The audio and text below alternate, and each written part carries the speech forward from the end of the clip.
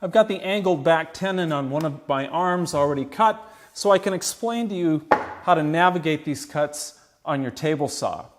Now, to make them safely and accurately, we're going to index the back end of the arm workpieces directly off of the rip fence.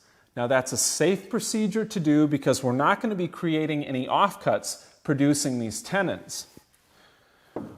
We also need to swivel the miter gauge 16 degrees off of 90, or 74 degrees, and that'll enable me to cut one side of the cheeks and shoulders for each tenon. But this setting won't let me cut the other side of the tenon. So to do that, I have to swivel my miter gauge to 16 degrees in the opposite direction from 90. Then I can flip my workpiece over and cut the other cheeks and shoulders of the tenon that way.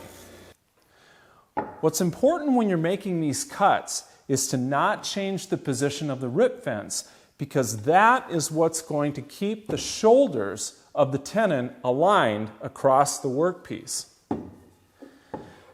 These are definitely cuts that make good sense to practice on your test arm first, so you're comfortable with this setup.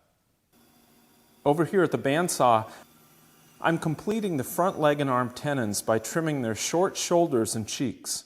And while you're at it, go ahead and rough cut the front legs to shape.